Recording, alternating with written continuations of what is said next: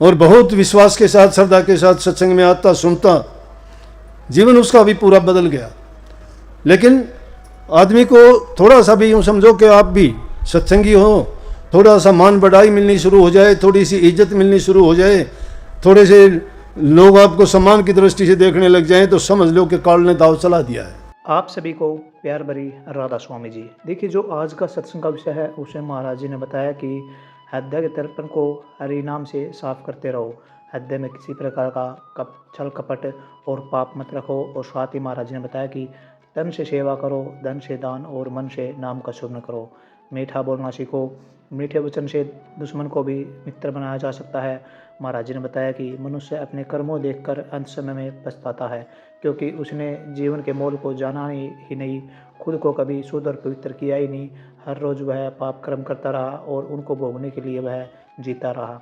तो इसलिए हमें पाप कर्मों से बचने के लिए सतगुरु की शरण अवश्य लेनी चाहिए। और साथ ही महाराज जी ने बहुत प्यारी प्यारी बातें सत्संग में बताई है, जो बातें अगर हम अपनाते हैं तो हमारा जीवन सार्थक बन जाएगा। तो चलिए, आपका कीमती समय लेते हुए सत्संग को शुरू करते हैं। कृपया इस प्यार भरे सत्संग को पूरा सुनकर पुण्य भागीदार अवश्य बनिए।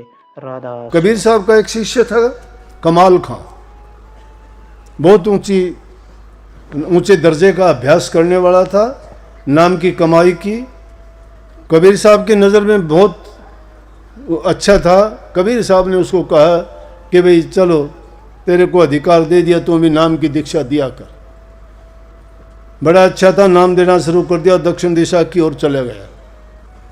वहाँ गया, नाम का प्रचार, गुरुमत के सिद्धांत, जो शिक्षा कबीर साहब की थी, सत्संगियों में, आम लोगों में प्रचार प्रसार शुरू किया।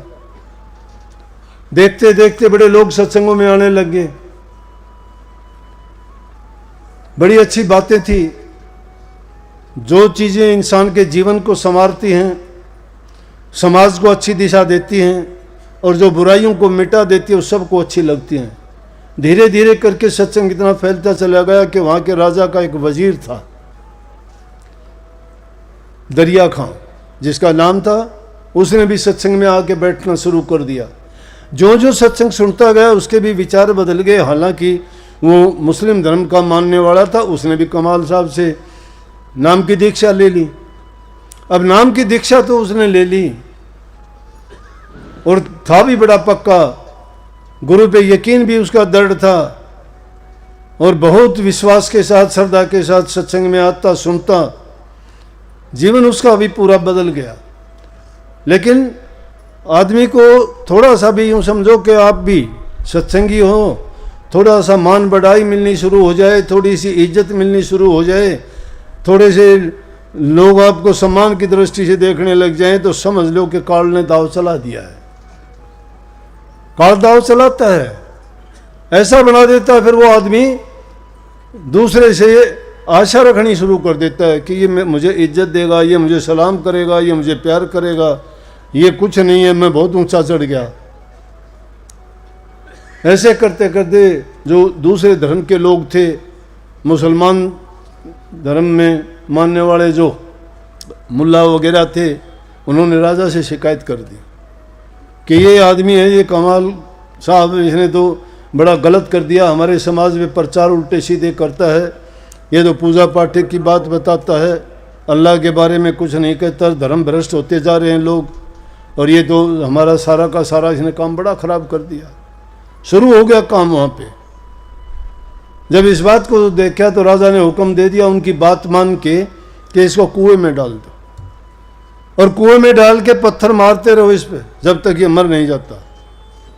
लोगों ने पकड़ के उसको कुएं में डाल दिया कमाल साहब को, और पत्थर मारने शुरू कर दिए। लेकिन जाको राखे साइयां, मार सके ना कोई, बाढ़ न बांका कर सके जो जुग बैरी हुई।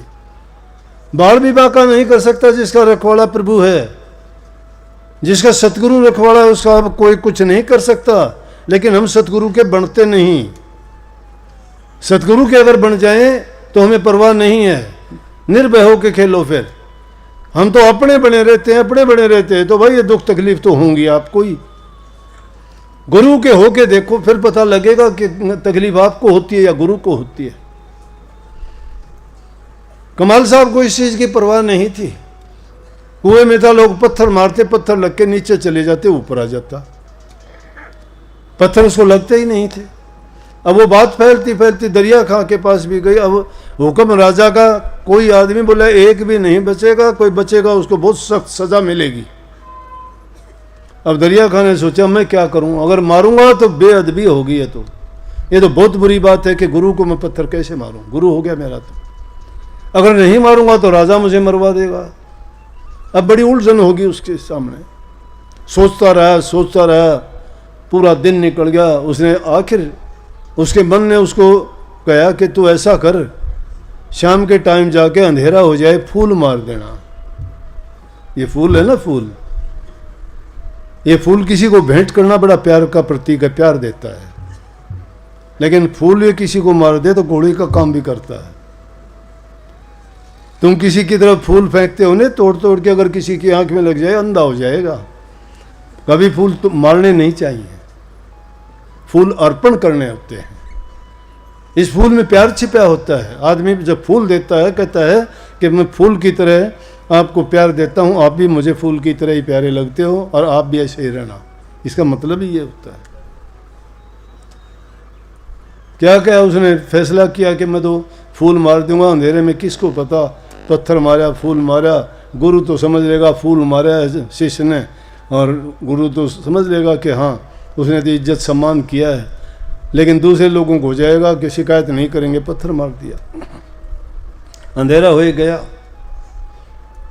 कमाल साहब को कोई परवाह नहीं थी, लोगों ने पत्थर मारे जी महाराज जी। लेकिन जब दरिया खां ने अंधेरे में फूल मारा, उसको फूल मारते ही बेहोश हो गया। बेहोश हो गया, फूल की चोट से, पत्थरों से नहीं हुआ। बाहर निकाला, दरिया खां ने बाहर निकलवाया, डॉक्टरों से दवाई दिलाई, पानी के छिड़के दिए, होश में आया। कहने लगे जी क्या हुआ, ये जो फूल की चोट थी उससे बेहोश हो गया। बोले जी लोगों ने पत्थर मारे, उससे कुछ नहीं हुआ, मेरे फूल से। बोला अरे ये तो बेवकूफ़ थे, इन लोगों को पता नहीं मैं क्या हूँ। इन लोगों को ये ज्ञान ही नहीं था मैं क्या हूँ। सत्संगों में आने वाले रहने वाले लोगों को भी नहीं पता कि गुरु क्या होता है। गुरु को परखने के लिए दिल की आंखें खोलनी चाहिए। जिनके हृदय में वो प्रकाश होता है वो गुरु को पहचानता है। नहीं, आम लोग तो गुरु को आदमी मानते हैं अपना जैसा। और कबीर साहब कहते गुरु को मानस जानते, ते नर कहिए अंध, दुखी हुए संसार में आ गई हम का फंद। गुरु को मानस जानते, चरना मत को पान, से नर नर की जाएंगे जन्म जन्म हुए स्वान। कि वैसे लोग नरकों में जाएंगे, जन्म जन्म कुत्ते की नहीं मिलेगी उनकी। मैं नहीं कहता, कबीर साहब कहते हैं, उनकी कही हुई बात बताता हूं मैं तो, संतों की बात से मेल मिला के। बेहोश हो गया, चलो श्राप दे दिया कि दरिया खां जा, तुझे बहुत यातनाएं भोगनी पड़ेंगी।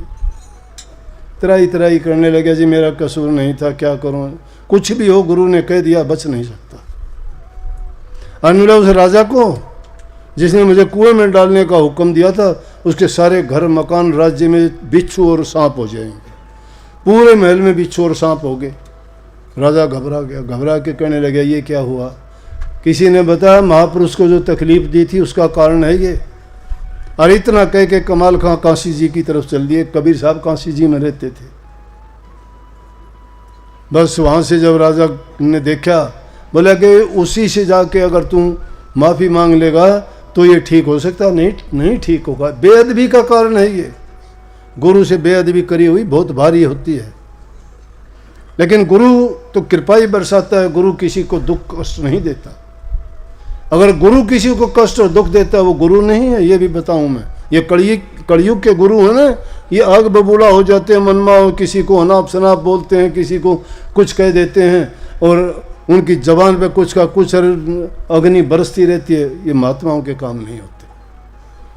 महापुरुष उसको जानो जिसके साथ बुरा करोगे तो भी वो कुछ नहीं कहेंगे, क्योंकि वो राज को जानते हैं और समझते हैं कि मेरे साथ जो करेगा वो भर लेगा, मैं नहीं कहूँगा कुछ भी। कमाल साहब ने चल दिए काशी जी की तरफ। पीछे पीछे राजा ने खच्चर, ऊंट, घोड़े लदवाए, हीरे जवाहरात सोने चांदी के, और चल दिया पीछे पीछे। जाके काशी जी में कबीर साहब के पैर पकड़ लिए कि कबीर साहब मेरे गुनाहों को माफ़ करो, मेरे से बहुत गलती हुई है और उस गलती के लिए मैं आपसे क्षमा मांगने के लिए आया हूँ। इस तरह से आपका शिष्य था, उसके साथ मैंने ऐसा किया जिसके कारण मैं तो सब कुछ मेरा खो गया, बर्बाद हो गया। आप संत हो, बख्शनहार हो, बख्शो, दया के सागर हो, आप तो पापियों को भी माफ़ करते हो। बोले भाई बात क्या है कि इस तरह से कमाल साहब के साथ में बात हुई थी और ये बात हुई। कमाल साहब आ गए, उससे कहने लगे चलो जा, तुझे तो बख्शा। मैं बोला जी भेंट में ये ले आया हूँ, हीरे जवाहरात में मिट्टी है, गरीबों में बांट देना, ले जा, हमारे काम की नहीं है ये हमारे काम की नहीं है। ये व्याधि है, ये बीमारी है, ये रोग है, ये दुनियादारों को लूटने वाली चीज़ है। इसीलिए तो बोला, बार बार मैंने कितनी बार समझाया, कहा कि ठगनी है, ये लुटेरी है, ये माया, ये बड़े बड़ों की बुद्धि को हर लेती है। ये गुरु से नाता ये तुड़वाती है, परिवार से ये तुड़वाती है, भाई से भाई का दुश्मन ये बनवाती है, तो ये नरकों में ले जाने वाला काम करती है। ये नहीं चाहिए हमें। ये जिसको मिल गई उसकी बुद्धि भ्रष्ट हो जाती है। बोला ले जा इसको, उल्टा वापस कर। और बोला कि बात सुन, तुझे तो माफ कर दिया, मैं तो माफ कर दूंगा, कोई कुछ नहीं, लेकिन गुरु का झटका हुआ माफ नहीं होता। गुरु ने झटका तेरे को, उसका किया था, उसकी बेअदबी की थी, लेकिन उसको भी मैं ये कहता हूँ आज से उसको गुरुवाई का हक नहीं है। वो आज के बाद गुरुवाई नहीं कर सकता। संतों का ये काम नहीं है। संत अगर दुनियादारी के लोगों को उनके पाप कर्म देख के, उनकी बिना बुद्धि की सोच के कारण कुछ बोलने से, कहने से अगर संत अपना संतुलन खो बैठे और वो कुछ गलत उल्ट सीधा बात करें, अरे संत तो उनको संताप से बचाने के लिए, पापों से बचाने के लिए, भूत प्रेतों की योनि से निकालने के लिए आते हैं और उनको इस तरह के श्राप थोड़े देते हैं। कमाल खां भी आगे के लिए गुरु नहीं है, कोई अधिकार नहीं है उसको।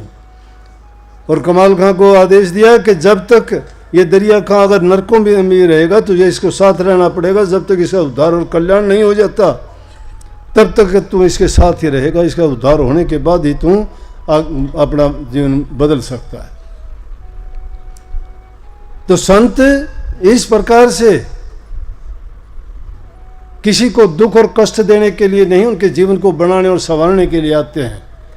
और कहने लगे कि तूने जो है कमाल साहब के तेरा गुरु था, उसके साथ जो बेअदबी की है तू उससे बच नहीं सकता, उससे तू नहीं बच सकता, क्योंकि कर्म की मार रुका न पुकार। जो इंसान कर्म बना लेता है उस कर्म को कोई नहीं मेट सकता, कर्म से कोई नहीं मेट सकता। कर्म बन गया, उसकी हालत यह है जैसे पत्ता पेड़ से टूट के गिर गया। फिर वो पत्ता लगाने की कोशिश करो, ये टूट गया, इस कितनी कोशिश कर लो, कितना पानी डालो, कितनी खुराक, फूल तोड़ के तुमने जो डाल दिया ना, ये फूल दोबारा नहीं लगेगा, खत्म है ये। इसलिए इंसान का जीवन बहुत बहुमूल्य जीवन है। हम समझते नहीं हैं, मिला है सोचते हैं, भूल है इंसान की, चौपट है। कितना भी ज्ञानवान है, कितना भी समझवान है, कितना भी विद्वान है, कितना भी अच्छा विचारक है, लेकिन जब तक दुनिया में जीता है तो सोचता है मैं ही रहूँगा, सृष्टि के अंत तक रहूँगा मैं, और किसी ने उन्हें नहीं रहना, ये जाने वाले ये हैं, मैं तो रहने वाला हूँ। लेकिन देखते ही देखते वो टाइम आ जाता है, चला जाता है। ये जीव मुसाफिर है इस संसार में। इसलिए उस मौत से पहले अगर ये मरना सीख जाए तो बहुत अच्छी बात है। और संत वो जीने से पहले मरना सिखाते हैं, और वो मरना रोज रोज के जीवन में होता है। और मरना किस प्रकार से अपनी रूह को इस स्थूल शरीर से निकाल के और उन सूक्ष्म रूहानी मंडलों में ले जाओ अपनी सूरत को।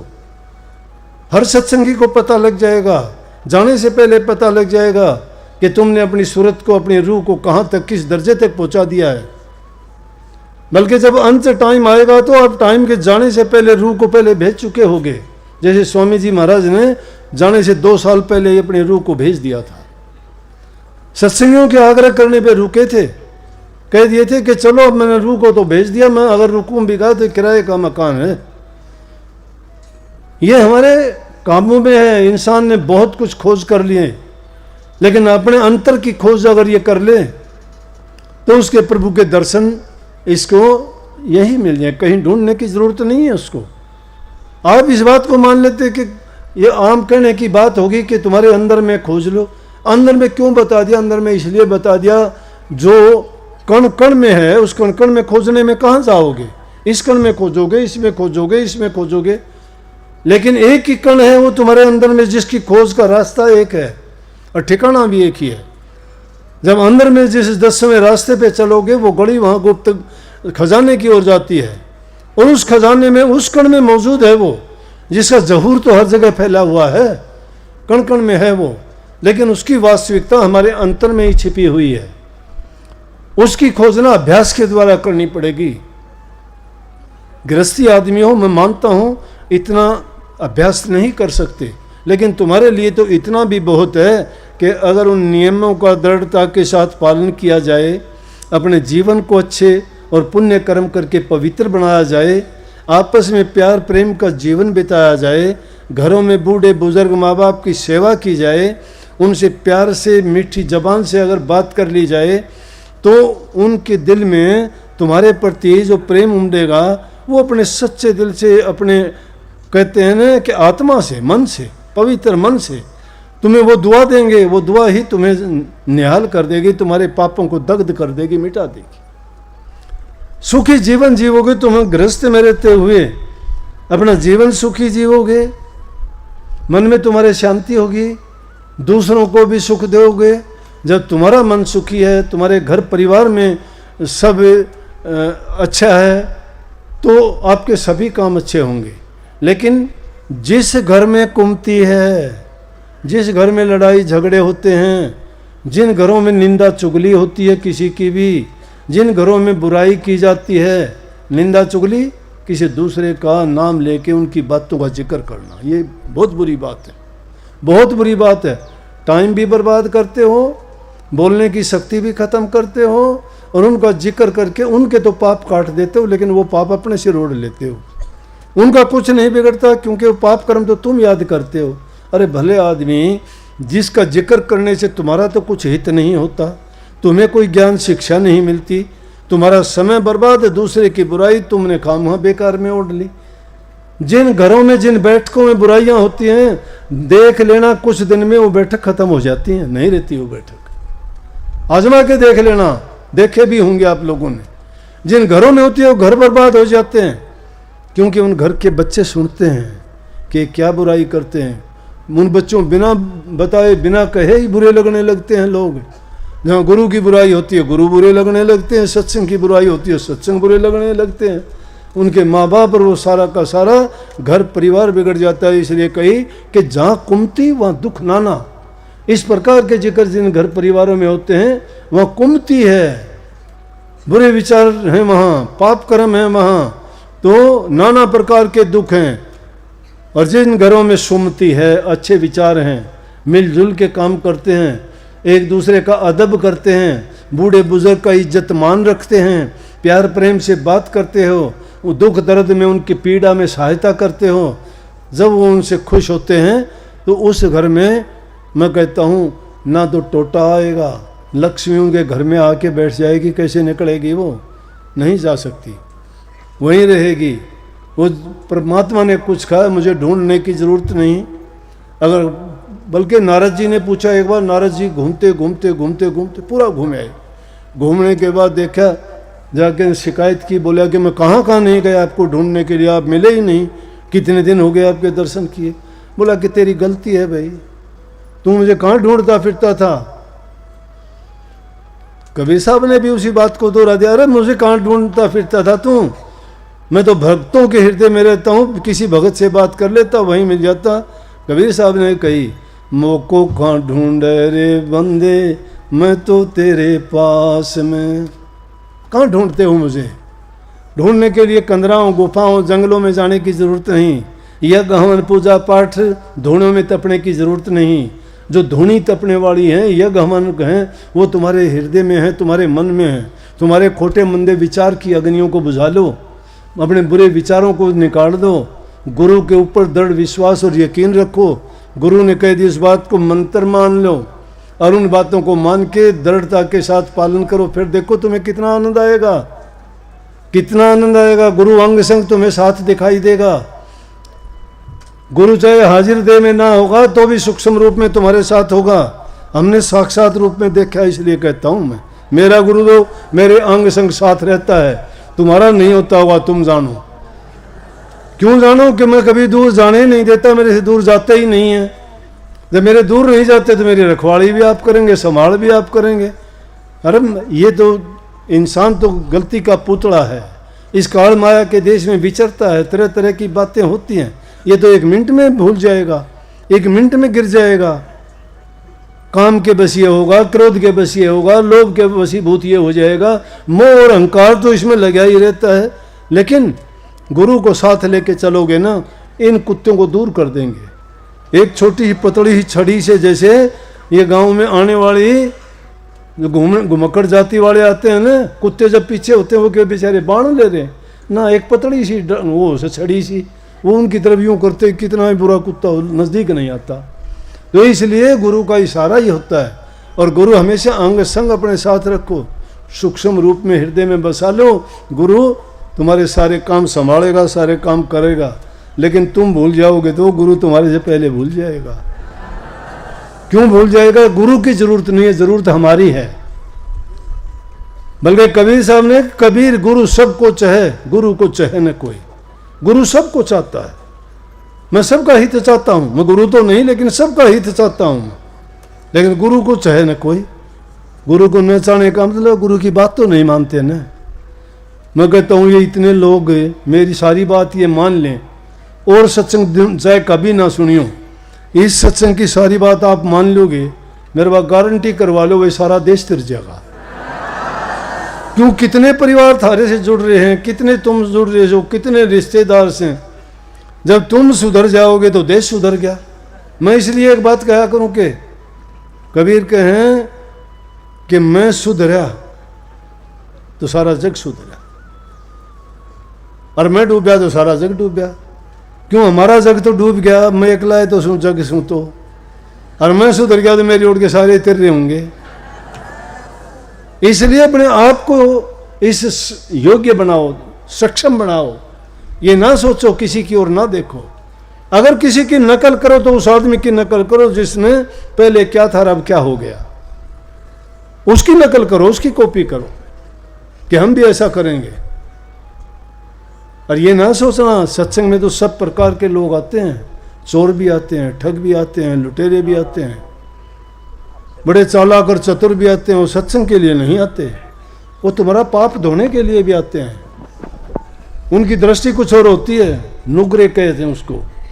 जय नुगरा सत्संग में आवे, कड़वे कड़वे त्योर लखावे। हैं? कड़वे त्योर देखेगा न्यू देखेगा, क्यों? प्यार क्यों नहीं उसके दिल में? सत्संग है, दिल में तो प्यार होगा। और क्या कहेगा वे?